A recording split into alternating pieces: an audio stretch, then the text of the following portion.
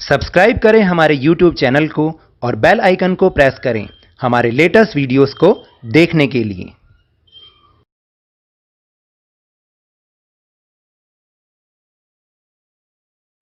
Hello and welcome to Lavneesh Sir की class. This is Directorate of Education GNCT of Delhi's worksheet number 29, and it is only for class 7 students. It has taken from the subject English, and we will learn and understand about adverb. Yes, as you all know, आपको याद है ना, हमने adverb के बारे में पहले भी थोड़ा सा सीखा था. कोई बात नहीं, हम उसको रिकॉल कर लेंगे. So now let's start and understand with me.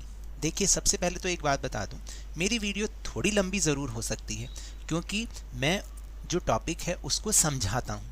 और अगर आपको केवल सिर्फ क्वेश्चन आंसर ही देखने हैं तो उसके लिए तो बहुत सारे चैनल्स भी हैं, आप उनको भी देख सकते हैं. लेकिन अगर आपको समझना है तो इस चैनल को ज़रूर देखिए, ज़रूर सब्सक्राइब कीजिए.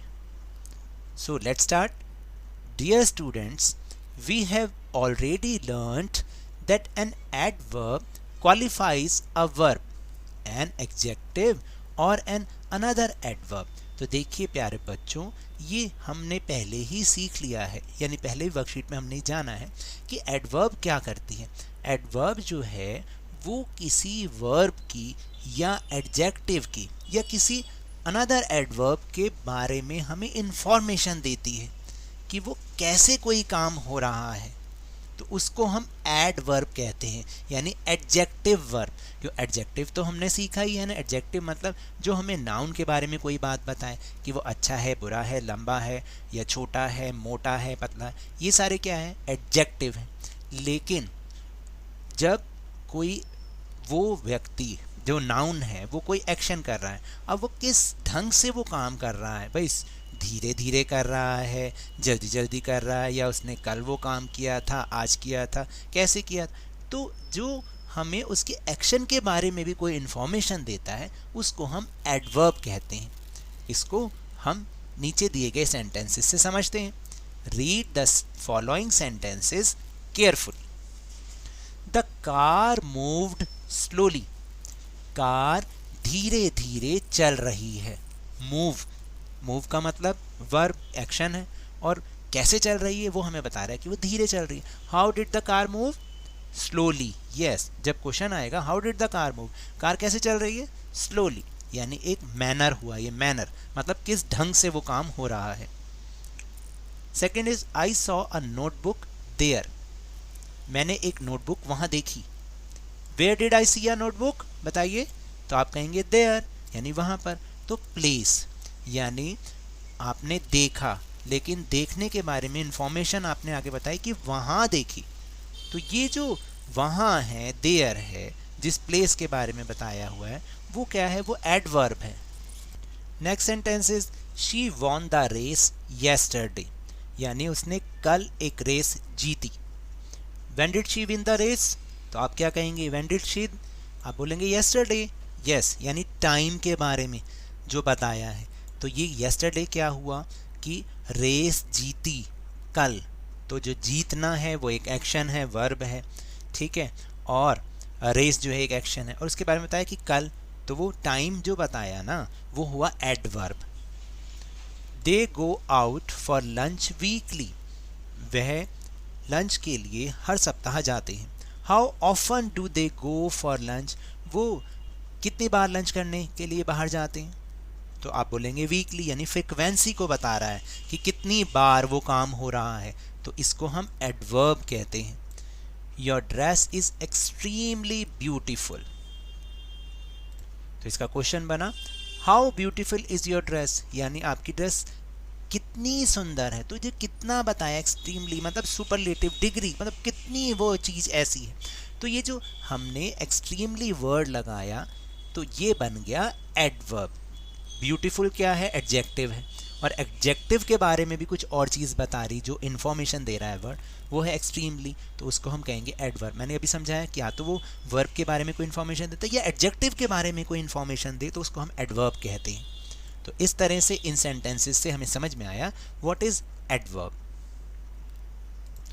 Thus, we understand that an adverb tells about the manner, place, time, frequency or degree of a verb, an adjective और an another adverb. तो इससे हमें ये समझ में आता है कि जो adverb होता है वो किसी adjective के manner के बारे में या वर्ब या एडजेक्टिव या अनदर एडवर्ब के मैनर के बारे में, प्लेस के बारे में, टाइम के बारे में, फ्रीक्वेंसी के बारे में या डिग्री के बारे में कि वो कैसा है, कितना सुंदर है, क्या है, उसके बारे में जो वर्ड हमें बताए उसको हम एडवर्ब कहते हैं.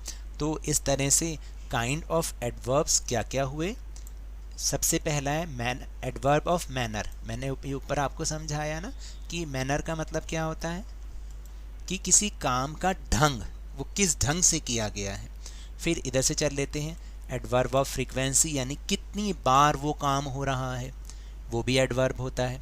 एडवर्ब ऑफ डिग्री यानी आपकी ड्रेस कितनी सुंदर है या कितनी ख़राब है, कितना जो है ना डिग्री कितने लेवल का है, तो वो भी एडवर्ब ही होता है जो हमें ये वर्ड बताता है.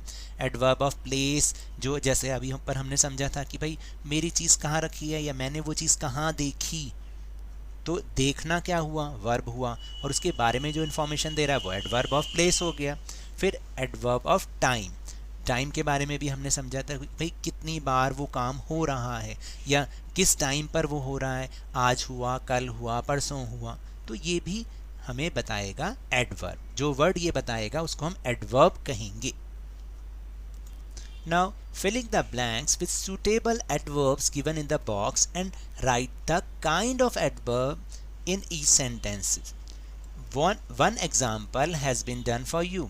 देखिए अब आपको क्या करना है, जो यहाँ पर एक बॉक्स दे रखा है इसमें कुछ एडवर्ब्स दिए गए हैं, उसमें से सही एडवर्ब को आपको फिलिंग द ब्लैंक्स में यूज़ करना है और साथ में ये भी बताना है साथ में कि वो किस काइंड का एडवर्ब है. एक एग्जांपल आपके लिए किया हुआ है, बाकी आपको खुद करने हैं. जैसे ही ईट्स हिज लंच कामली, यानी वह अपना लंच जो है बिल्कुल शांत, काम का मतलब शांत, इसको काल्म नहीं पढ़ेंगे, एल साइलेंट है तो काम पढ़ेंगे, कामली मतलब बिल्कुल शांत. तो कैसे वो कर रहा है, तो यानी किस ढंग से कर रहा है, तो ये हो गया adverb of manner. Let's try another.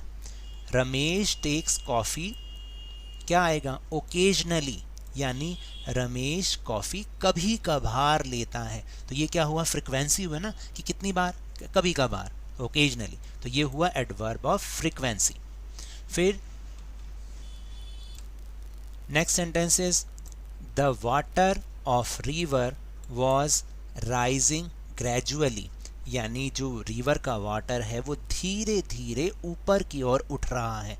Gradually, gradually भी क्या होता है, फ्रीक्वेंसी होता है, यानी धीरे धीरे. कैसे उठ रहा है भाई, धीरे धीरे, तो ये भी एडवर्ब ऑफ फ्रीक्वेंसी आएगा. तो इसमें थोड़ा सा स्पेलिंग मिस्टेक हो रही है फ्रीक्वेंसी की, मैंने स्पेलिंग ठीक कर दी है, frequency. Now the fourth is it was an important lectures so we listen to it, क्या करेंगे, केयरफुली.